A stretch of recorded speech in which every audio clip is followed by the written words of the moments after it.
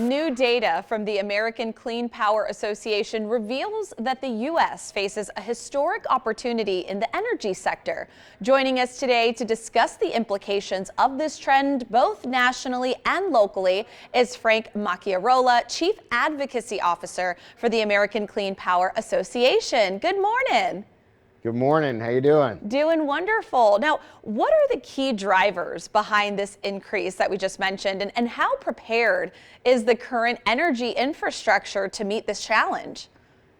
Yeah, the key drivers to this power demand that we're seeing, these increases, is AI. The need for data centers to support our AI.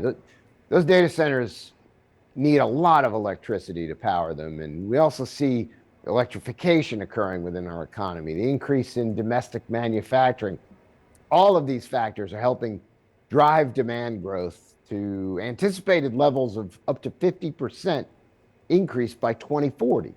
Just to put that into context, for about a generation, we've had flat energy or electricity demand. And so this growth is putting a lot of pressure on the system, but it's also an opportunity. We have traditional resources that help support our electricity, like nuclear and natural gas, but we're going to need to continue to rely more and more on clean energy sources: wind, solar, battery storage. These are cost effective, they're ready to be deployed. These are homegrown. These are the potential for clean energy in this country is really significant, and it's coming at the right time to meet this demand. Frank, as you mentioned, this report shows we'll need a mix of energy sources to really meet demand. How does clean power work alongside traditional energy to really ensure that reliability while creating economic opportunities? Yeah, we do not view traditional resources and clean power as in conflict. In fact, they complement one another to make a portfolio that's diverse and that's vast and domestic and enough to meet that energy demand that we're talking about. Put it into perspective, though. Last year, 93% of new capacity built was in the clean power space. And we saw clean energy in 2024 grow by 33% year over year.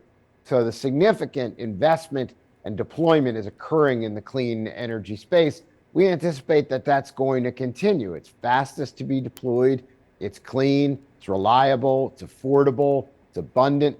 The clean power story is a significant one, and it's one that's driving economic growth, it's creating jobs, and it's doing it around the country. You mentioned earlier 2024 was a record year for renewable energy coming online in the U.S. What can you tell us about this, and how widespread are renewables now? Yeah, I mean, we see it around the country. In your state alone, $2 billion in investments in clean power. I think the vast majority of the debate in this country has always been about one resource versus another resource, and it's not an either or. We need all resources to be able to deploy to meet the challenge that we're facing, but we see significant growth in the clean energy space. We anticipate a doubling of the jobs created in the clean energy space over the next 10 years. We anticipate $2 trillion in economic development and growth during this period as a result of clean power. And it couldn't come at a more important time. Given the demand increases that we face, clean power is ready to meet the moment.